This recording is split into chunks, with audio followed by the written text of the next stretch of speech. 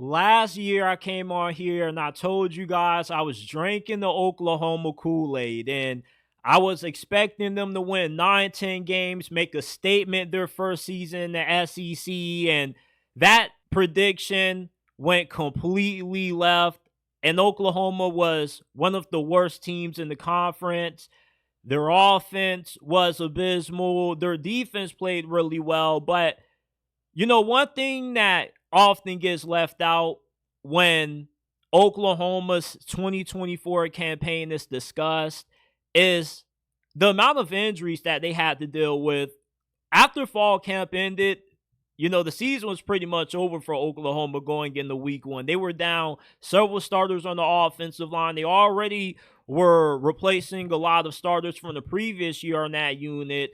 The wide receiver position suffered the injury bug as well. And with you having a new offensive coordinator, a new quarterback, it was just hard to get chemistry down packed. And when you're playing in a conference as deep as what the SEC is, being able to overcome the amount of injuries that Oklahoma had to last year, yeah, you were going to have a tough time being able to survive. But this season, though,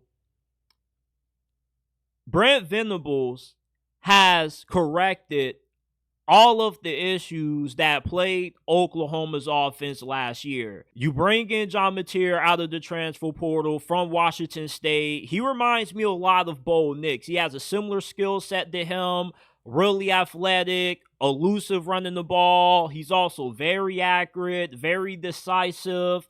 And with him following his offensive coordinator, Ben Arbuckle, down to Norman, with the talent that Oklahoma has recruited on offense, you have a really good group of wide receivers. You're stacked at running back. Your offensive line should be improved.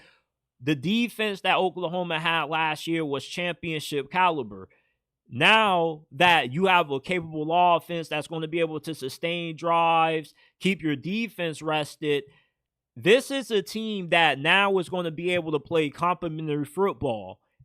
And despite Oklahoma having a difficult schedule coming up, this is a team that has recruited in the top 10 numerous times over Brent Venables. They've also done a really good job of using the transfer portal, and player development has been a strong point of Oklahoma football under Brent Venables. This is a program that is built to compete in the SEC. They've out-recruited the majority of teams in this league, and they just had bad injury luck last year. And Brent Venables, he made a bad mistake when he promoted Seth Littrell from within. I don't really think you could have faulted him too much for making that decision. When you have somebody on the staff that's familiar with a guy that you were recruiting out of high school, it makes it a little bit more difficult to bring somebody from outside because you don't really want to ruin that dynamic. But Ben Arbuckle, when he was calling plays for Washington State, they were 12th in college football in points per game. They were 9th in pass efficiency. OU last year had one of the worst offenses in all of college football. They were 110th in points per game. Ben Arbuckle is going to come in and correct that problem. Oklahoma is going to go from having one of the worst offenses in the nation to maybe one of the best this season. They're not lacking of talent. They've had 3 top 10 recruiting classes in the last 4 years. They rated 7th in blue chip ratio going into last season. That was 3rd highest in the SEC. Oklahoma this year will be a borderline playoff team and expect them to win 9 games. You fix the quarterback problem, bringing in John Mateer. You have a new offensive coordinator in Ben Arbuckle. We know that this is going to be an elite defense, especially with Brent Venables taking over the play calling.